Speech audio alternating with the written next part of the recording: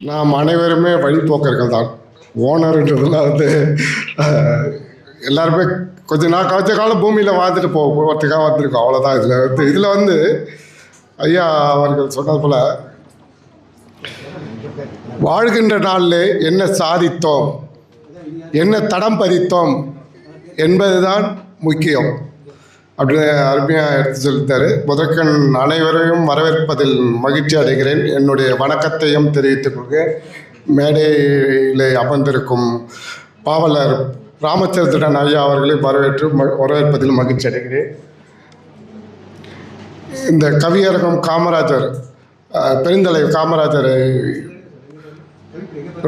பெயரில் அவருடைய சாதனைகளை அருமையாக எடுத்து சொல்லியிருந்தார். இன்றைய காலகட்டத்தில் அரசியல் பார்த்தீங்கன்னா விளம்பரங்கள் மட்டுமே அதிகப்படியான மக்களை ஈர்ப்பதற்காக விளம்பரங்கள் மூலமாக நிறைய பணம் விரயம் செய்யப்படுகிறது. ஆனால் அந்த பணத்தை மக்களுக்கு அளித்தால் மக்கள் மகிழ்ச்சியோடு இருப்பார்கள். மேலும் மேலும் அவர்களை அந்த அரசியல்வாதிகளை ஊக்கப்படுத்துவார்கள் என்பதை ஐயா பாவலர் அவர்கள் மிக அருமையாக கூறியிருந்தார். அத்தோடு இல்லாமல் இந்த இடம் கக்கன் அவர்களால் உருவாக்கப்பட்ட ஒரு இடம் என்பதில் தற்சமயம் சொல்வதில் மகிழ்ச்சி அடைகிறேன். நல்ல கருத்துக்களை எடுத்து கூறியிருந்தார்.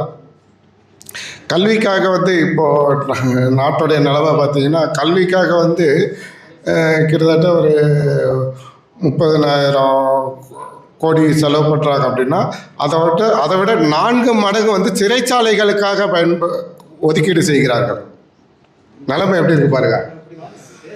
4 மடங்கு சிறைச்சாலைகளுக்காக நிதி அதிகப்படியாக ஒதுக்குகிறார்கள். எனக்கு குறிப்பிட்ட அமௌண்ட்டு ஞாபகத்தில் இல்லை, அதனால் குறிப்பாக சொல்கிறேன். ஸோ இதனால் என்ன நமக்கு தெரிய வருதுன்னா, கல்வித்தரம் தாழ்ந்து மக்களுக்கு அறிவின்மை ஏற்பட்டு சிறைச்சாலைகளுக்கு போக வேண்டிய சூழ்நிலைகள் தான் எதிர்காலத்தில் அதிகமாக இருக்கும் என்பதனை இப்போ சுட்டி காட்டுகிறார்களா என்பது எனக்கு புரியவில்லை. ஆகவே அரசிடம் நான் கேட்டுக்கொள்வது என்னவென்றால்,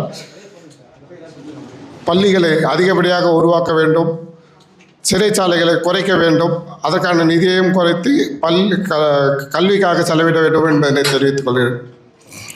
அடுத்ததாக என்னை பற்றிய சிறு பயோகிராஃபி. கஷ்டப்பட தயங்கினால் கிடைத்த வாழ்க்கையை தான் வாழ முடியும், பிடித்த வாழ்க்கையை வாழ முடியாது. ஒரே பாறையில் செதுக்கிய கல் உளியால் அடியே தாங்க முடியாமல் உடைந்தால் அது படிக்கற்களாக நாம் மிதிக்கும் படிகளாக இருக்கின்றன. அதுவே உளி அடியை தாங்கினால் அது தெய்வமாக கர்ப்பகிரகத்தில் நாம் வணங்கும் இடத்தில் இருக்கிறது. வழி தெரியாமல் திகைத்து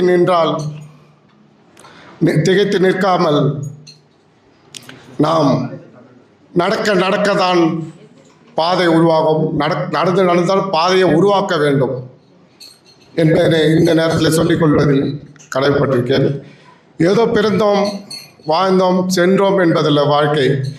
இடைப்பட்ட காலத்தில் என்ன சாதித்தோம், என்ன தடம் ஏற்படுத்தினோம் மக்களிடையே என்பதனை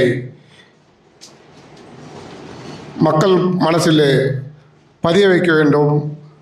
மற்றவர்களுக்கு நாம் உதாரணமாக வாழ வேண்டும். காமராஜர் காலத்தில் பாருங்கள், அந்த காலத்தில் ஐயா சொன்ன மாதிரி ஒரு